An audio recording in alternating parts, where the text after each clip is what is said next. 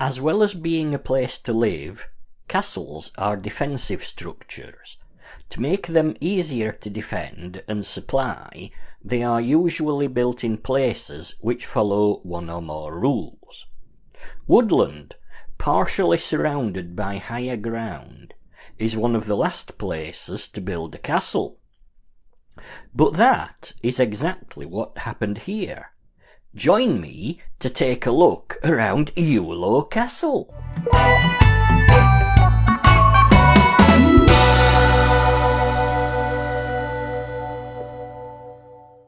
Ewloe Castle is located on a rocky outcrop surrounded by dense woodland.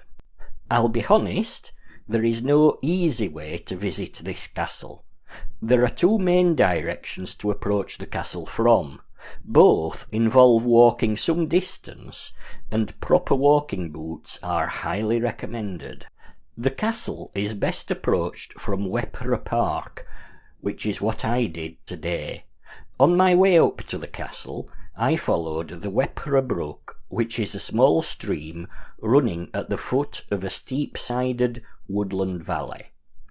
It is a very pleasant walk on a dry day, with the sound of the babbling brook for company. There are interesting points to stop off at for a few minutes along the way, such as this dam. Where the visitor centre stands by the car parking, there was once a large residential house. This dam was built by John Freem, resident of the house in Victorian times. The waterfall was used to turn a turbine which generated electricity for the house. Intriguingly, this temporary metal structure was added to explore the feasibility of once more having a small hydroelectricity plant here. However, the flow of water has been deemed insufficient to make such a project worthwhile. From the dam, the ground is very swampy, so an extensive boardwalk has been constructed to make walking along much easier. There's no need to rush, with plenty to see along the way. After a sharp ascent, the path joins another shorter path from the visitor centre. The path now runs high above the Wepre Brook.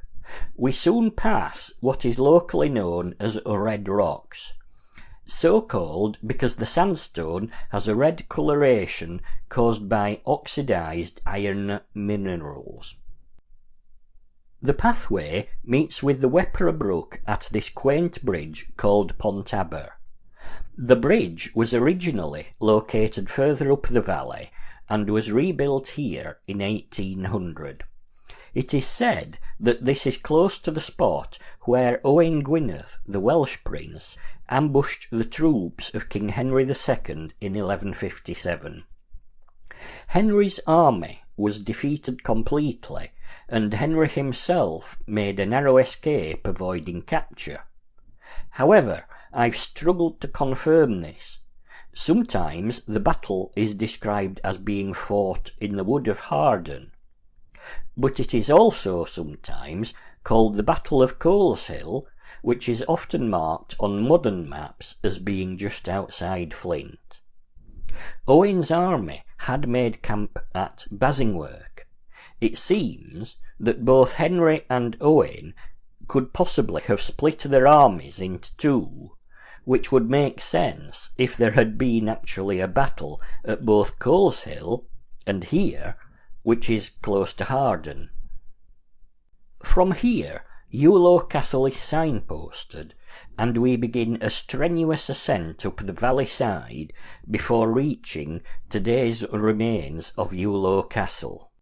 Ewloe Castle was constructed by Llewellyn of Gruffydd around the year 1257. However, there are few scant records which really confirm any details, dates, or whether the site had even been used before the castle was built. The main part of the castle is mostly circular, with a distinctive D-shaped tower. The D shape is very distinctive of Welsh castle designs. It would have formed the main building and living quarters.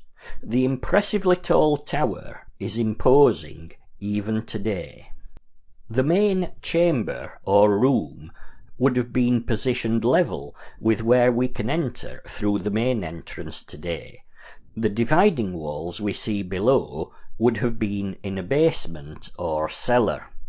The walls of the tower extended above the roof level of the main room. We can see evidence of where the roof line would have been, along with a window. A walkway or parapet would have encircled the top of the tower. This would have allowed for the castle to be defended should it had ever come under attack.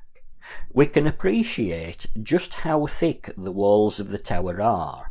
The walkway around the top of the tower was accessed by this staircase, which is actually built inside the width of the tower walls.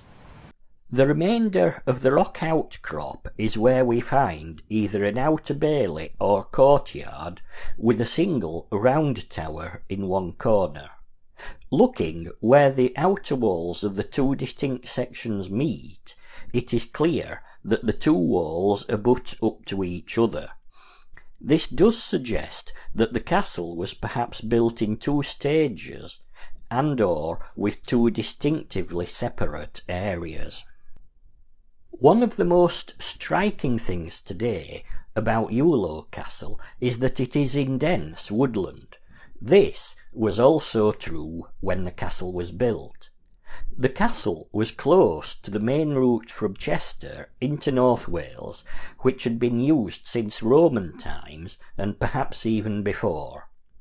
It is relatively close to today's border between Wales and England. Also close to the route of Wat's Dyke, which is said to be an ancient marker of a border between Wales and England, the same as Offa's Dyke. The border has been an area of dispute where the line of the border changed many times over thousands of years.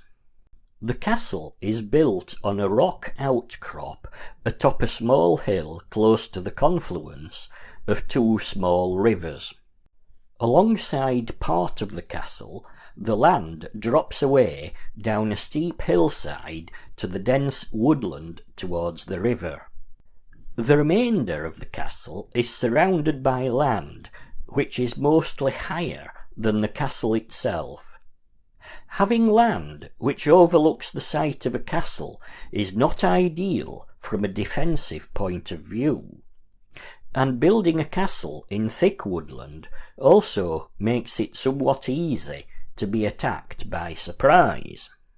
This large defensive ditch was likely created to afford the castle at least a little bit of defence. The peacefulness and serenity of the location is striking. There is no road noise, just the sound of the babbling brook below and the tweeting birds above. When the castle was built, the woodland would have covered an even larger area than it does today. Ewloe Castle can also be visited by a slightly shorter walk from a lay-by on the B5125 Stamford Way. This route, beside an agricultural field, leads to a gateway at today's edge of the woodland. Approaching from this direction gives a good sense of how easy it could have been to take this castle by surprise. During my research, it is clear that even today no one is completely sure of the castle's purpose. The woodland, which was more extensive when the castle was built, gives an inordinate amount of cover for any attacking army. I do wonder if it was built in two stages, starting with the D Tower, and was then extended at a later date. This may explain the two distinct parts of the site. The outer bailey would certainly have been large enough for there to have been a handful of timber buildings. It may also have been two separate residences for two separate families or households. There are no significant stories that the castle ever featured in any conflicts. The battle between Owain Gwynedd and King Henry II that I mentioned earlier took place some 100 years before the castle was built.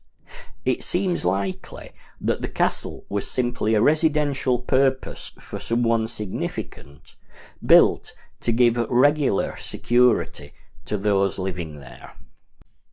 Ewloe Castle was taken by Edward I in 1277 during his invasion of Wales.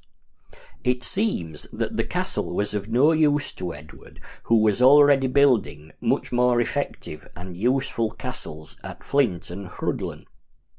Edward likely recognised that the castle had no military value, so perhaps he just abandoned it, allowing it to fall into ruin.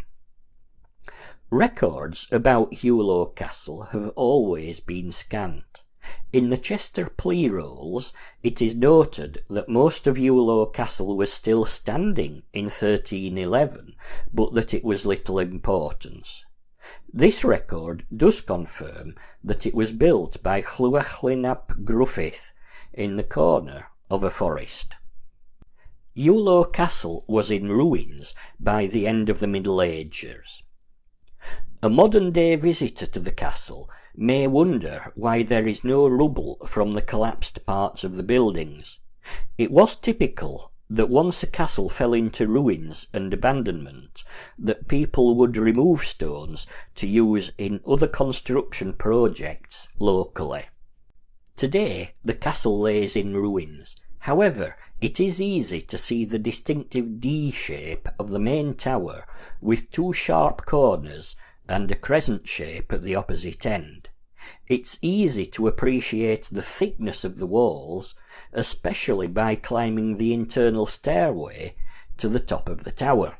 From the top of the tower, the view across the site is impressive.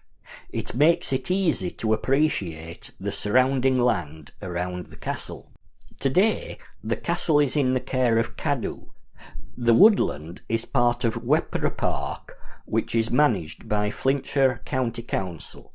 The park includes a former 9-hole golf course, through which I walked on my way back down towards the visitor centre.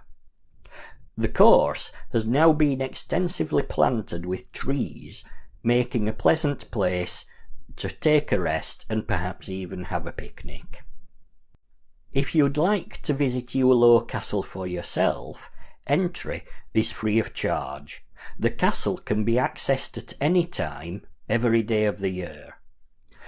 Look closely and you'll see that some of the stonework has lichen growing on it. That reminds me, if you've enjoyed this video, don't forget to like and subscribe.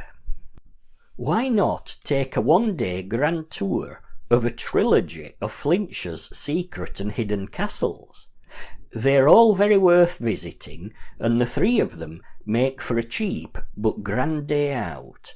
So that's Flint Castle, Caergurley Castle, and this one, Ewloe Castle, all within a short drive from each other. Meanwhile, thanks for watching. I'll see you soon, and have a grand tour.